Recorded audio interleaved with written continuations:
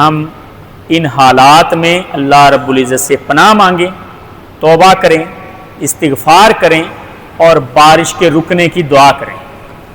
بارش کے رکنے کی دعا جو نبی کریم صلی اللہ علیہ وسلم سے ثابت ہے، اللہم حوالینا ولا علینا، اللہم علی الآکام والزراب وبطون الاودیۃ ومنابت الشجر۔ اور ان حالات میں بارش کے رکنے کی دعا کے ساتھ ساتھ اپنے مسلمان بھائیوں کے لیے بھی دعا کریں، کیونکہ یہ قبولیت کے اوقات ہیں۔ اللہم اعز الاسلام والمسلمین واذل الکفر والکافرین یا رب العالمین۔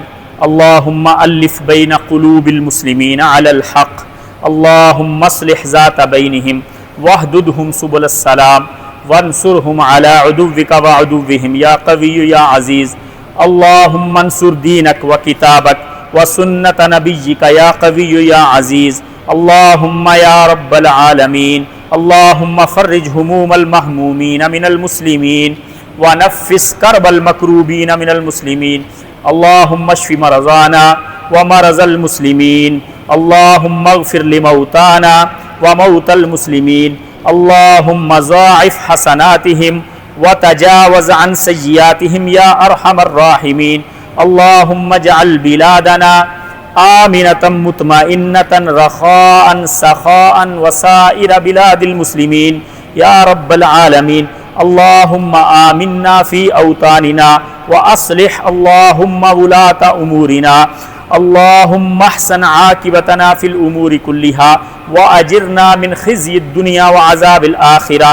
ربنا آتنا فی الدنیا حسنہ وفی الآخرۃ حسنہ وقنا عذاب النار۔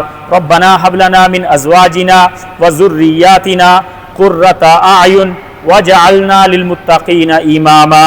عباد اللہ، ان اللہ یأمر بالعدل والإحسان وإیتاء ذی القربى وینہی عن الفحشاء والمنکر والبغی یعظکم لعلکم تذکرون۔